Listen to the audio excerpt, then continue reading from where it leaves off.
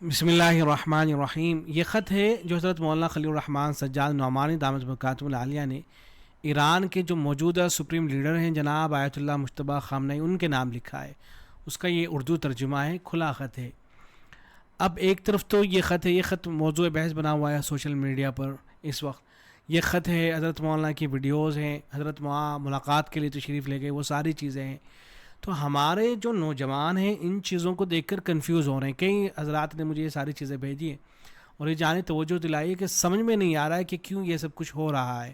اس لیے کہ ایک طرف تو کتابیں ہیں جن میں صراحت کے ساتھ یہ بات لکھی ہوئی ہے کہ بھائی جو اثنا عشری ہیں ان کا اہل اسلام سے، مسلمانوں سے کوئی لینا دینا نہیں ہے.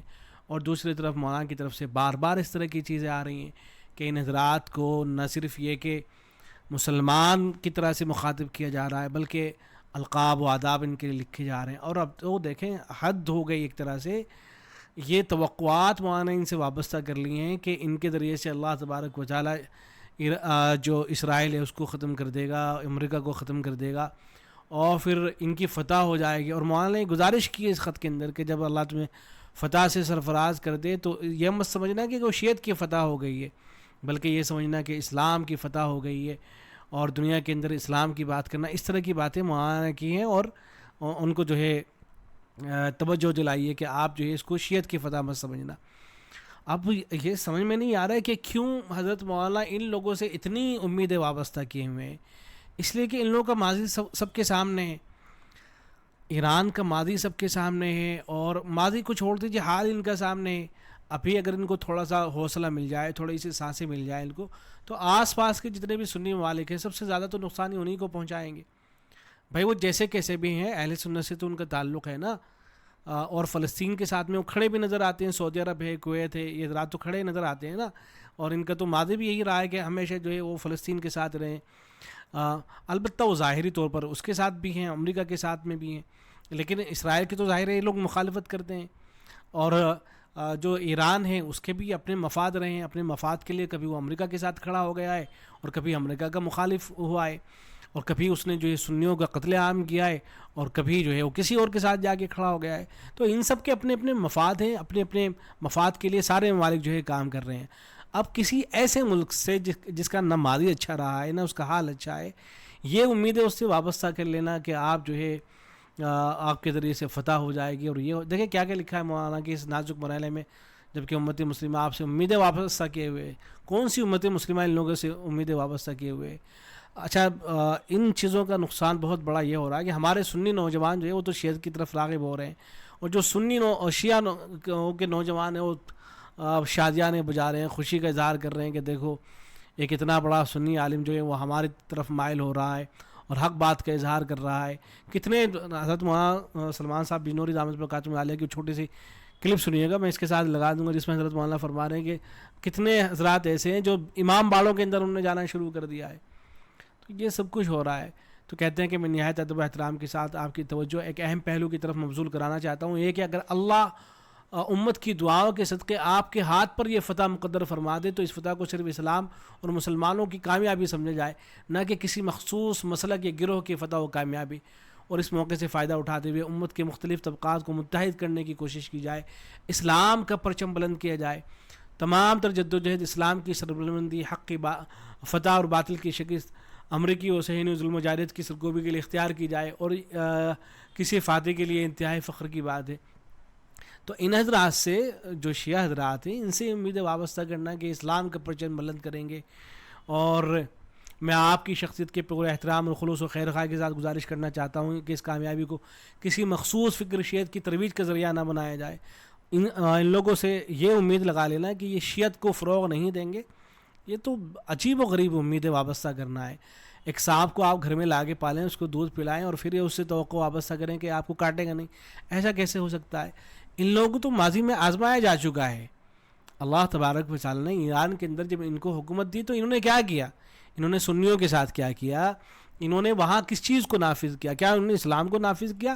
یہ کہ وہاں انہوں نے جو ہے شیعت کو جو ہے نافذ کیا.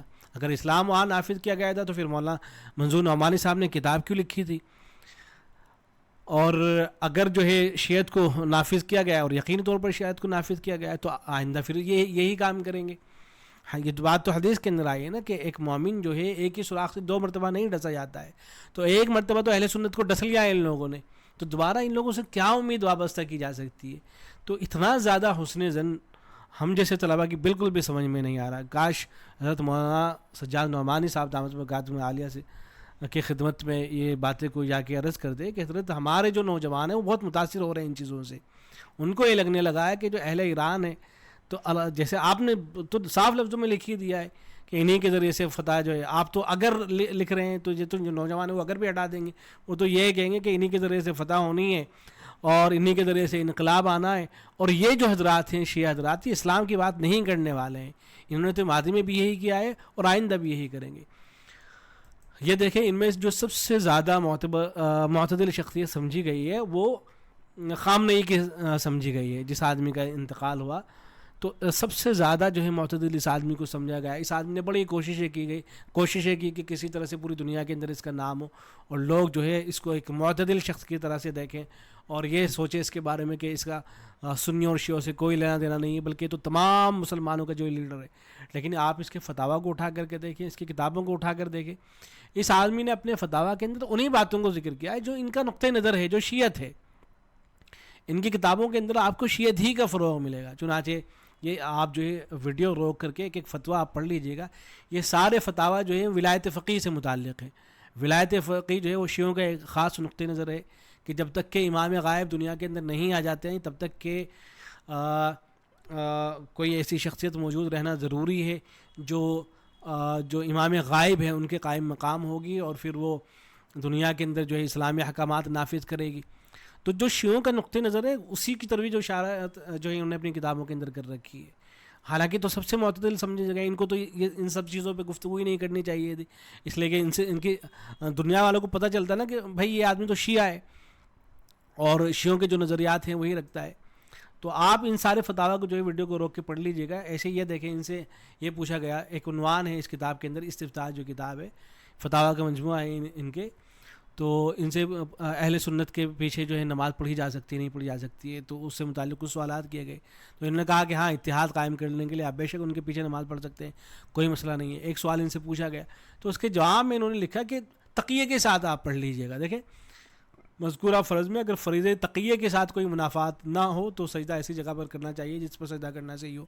تو باقاعدہ تقیے کا ذکر کر رہے ہیں, اور تقیے سے مراد ان کے یہاں یہ ہوتا ہے کہ آپ کسی ایسی جگہ پر موجود ہیں کہ جہاں اہل سنت ہوں یا یہ کہ وہاں شیعہ نہ ہو, اور آپ کو جو ہے اس بات کا ڈر ہو کہ اگر اپنے مسلک پر عمل کریں گے تو آپ کو پریشانی ہوگی. تو ایسی صورت میں آپ اپنے عقائد اور نظریات کو چھپا لیں اور دوسرے عقائد اور نظریات کا اظہار کر دیں.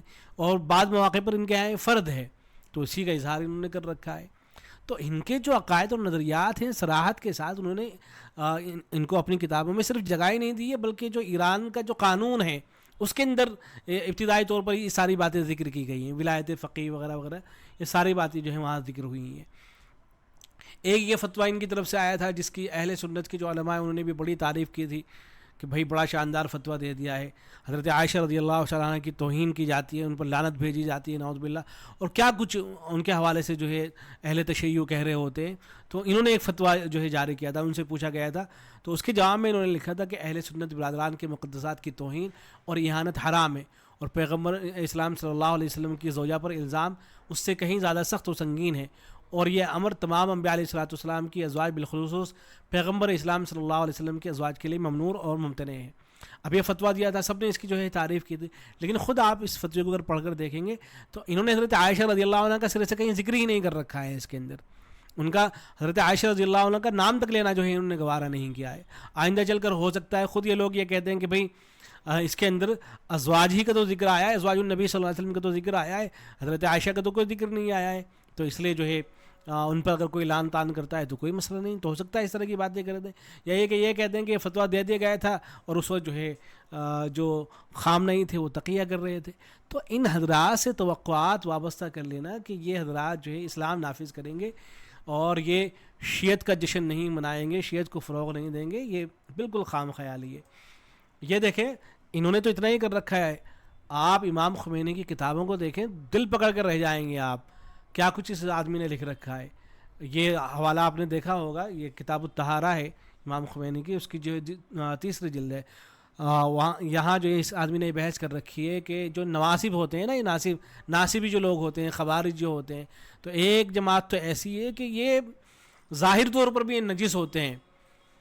ان کا نقطۂ نظر یہ ہے کہ جو کافر ہوتے ہیں یہ نجس ہوتے ہیں ظاہری طور پر بھی. ایسے ہی بعض نواسب جو ہے وہ بھی جو ہے نجس ہوتے ہیں، ان سے اگر ہاتھ ملائیں گے تو ناپاک ہو جائیں گے، آپ گندے ہو جائیں گے، اس طرح کی بات ہے. البتہ جو بعض اور دوسرے نواسب ہیں ان کے بارے میں لکھ رکھا ہے کہ یہ جو ہے یہ ناپاک نہیں ہے.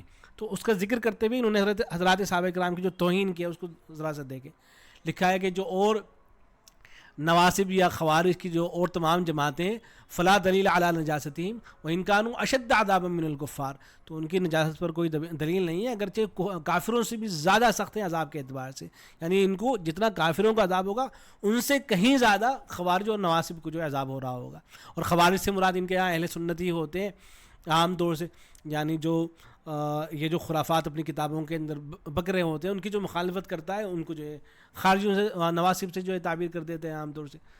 پھر آگے لکھتے ہیں کہ اگر کوئی سلطان حضرت امیر المؤمنین کے خلاف خروج کرتا ہے، دین کی وجہ سے نہیں کرتا ہے بلکہ بادشاہت کی وجہ سے کرتا ہے یا کسی اور غرض سے کرتا ہے. پھر مثال دے رہے ہیں کہ عائشہ و زبیر و طلحہ و معاویہ و اشباہم، جیسے عائشہ، زبیر، طلحہ، معاویہ، گویا کہ ان کے نزدیک ان حضرات نے جو خروج کیا تھا حضرت علی رضی اللہ تعالیٰ عنہ کے خلاف، یہ سب کا سب دنیاوی غرض کے لیے کیا تھا. دنیاوی غرض جو ہے ان کے پیش نظر تھی. اچھا، صرف بات یہاں ختم نہیں ہوگی، آگے سنیے. پھر آگے لکھتے ہیں کہ یا کوئی حضرت امیر المؤمنین سے دشمنی کرتا ہے یا ائمہ سے کوئی دشمنی کرتا ہے، دین کی وجہ سے نہیں کرتا ہے بل لعداوت قریش کی دشمنی کی وجہ سے یا بنی ہاشم کی دشمنی کی وجہ سے یا عرب کی وجہ سے، یا اس وجہ سے کہ انہوں نے اس کی اولاد میں سے کسی کو قتل کر دیا تھا یا باپ کو قتل کر دیا تھا وغیرہ وغیرہ. تو ان تمام چیزوں کی وجہ سے تو ظاہری طور پر ان کو نجس و ناپاک نہیں کہا جائے گا. پھر آگے یہ آدمی لکھتا ہے کہ وَإِن كَانُوا أَخْبَثَ مِنَ الْكِلَابِ وَالْخَنَازِيرِ، اگرچہ یہ لوگ کتوں اور خنزیروں سے بھی زیادہ خبیث ہیں. ظاہری طور پر تو ناپاک نہیں ہے لیکن یہ خباثت میں زیادہ برے ہیں کتوں سے بھی اور خنزیروں سے بھی. صحابہ کرام کے حوالے سے بات ہو رہی ہے، اس لیے کہ صحابہ کرامی کو تو پیچھے ذکر آیا ہے. نواسب اور خوارج اس کے تحت حضرت عائشہ، حضرت زبیر، طلحہ، معاویہ، ان حضرات کو ذکر کیا ہے اور پھر یہ جملہ لکھا ہے. تو بتائیے وہ حضرات اور خمینی کو تو یہ آپ استفتاح کی کتاب اگر اٹھا کے دیکھیں گے تو اپنا امام سمجھتے ہیں. یہ لوگ جو ہیں چاہے وہ خامنہ ہی ہو، آپ کے جتنے بھی موجودہ حضرات ہیں وہ سب کے سب خمینی کا جو ان کے یہاں مقام و مرتبہ ہے وہ تو جیسا گویا کہ امام معصوم کا مقام و مرتبہ ہوتا ہے ان کے یہاں، اسی طرح کا مقام و مرتبہ ہے. تو کیا ان چیزوں کو لے کر کے ان تمام چیزوں کو سامنے رکھتے ہوئے کیا ان لوگوں سے یہ امید وابستہ کی جا سکتی ہے کہ اسلام کی بات کریں گے، یا یہ کہ یہ لوگ جو ہے شیعت کو جو ہے ترک کر دیں گے، شیعت کے فروغ کی بات نہیں کریں گے؟ یہ تو یہی باتیں کریں گے تمام کی تمام جو انہوں نے اپنی کتابوں کے اندر لکھی ہیں. اور یہ بات صراحتاً اس لیے کہنا ضروری ہے، میں حضرت کوئی بات ہو تو مجھے روک دیجئے گا، لیکن میں آج کل کے ماحول کی روشنی میں 1-2 منٹ میں یہ بات عرض کرنا چاہتا ہوں.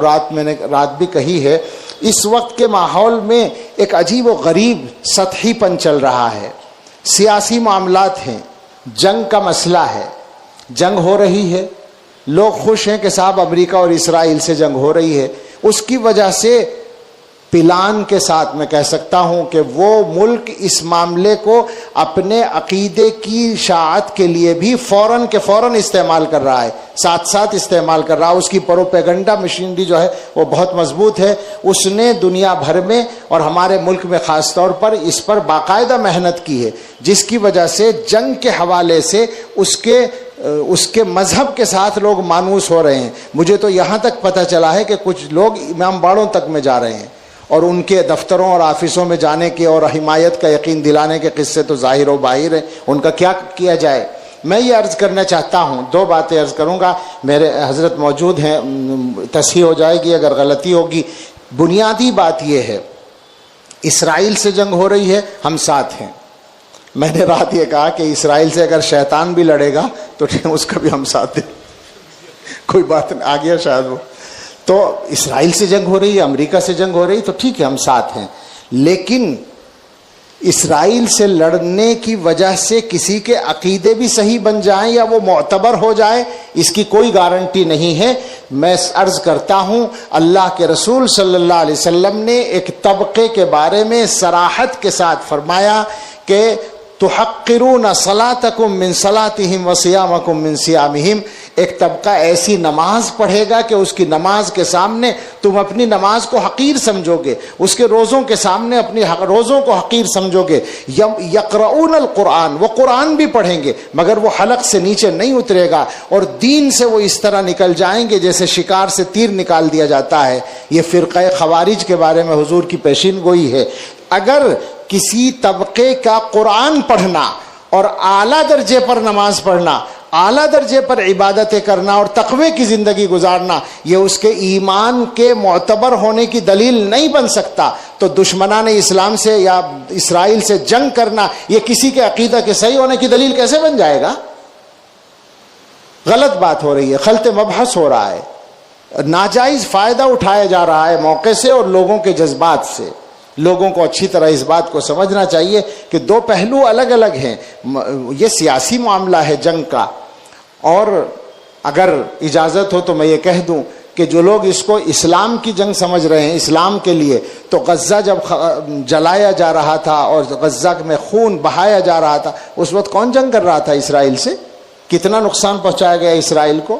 اور کیا اس وقت عالم اسلام کے اساسوں کو نقصان نہیں پہنچایا گیا؟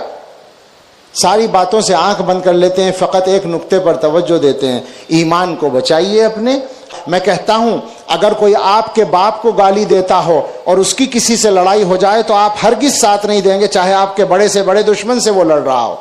صحابہ کو گالیاں دینے والوں کی بات کو آپ بھول جائیں گے؟ اتنا ہی بہت ہے کہ ہم یہ کہہ رہے ہیں کہ جنگ میں ہم ساتھ ہیں، اور کیا چاہیے؟ اس سے زیادہ کیا ضرورت ہے؟ لیکن عقیدہ گڑبڑ نہیں ہونا چاہیے۔ نبی اکرم صلی اللہ تعالیٰ علیہ وسلم کے اتباع کا یہ بھی حصہ ہے کہ آپ کے صحابہ رضی اللہ تعالیٰ عنہم کے سلسلے میں اپنے یقین کو، ایمان کو، اپنے عقیدے کو، اپنے رویے کو، اپنے طرز عمل کو بالکل صحیح رکھا جائے۔ یہ حضور علیہ الصلوۃ والسلام کے حقوق میں سے ہے۔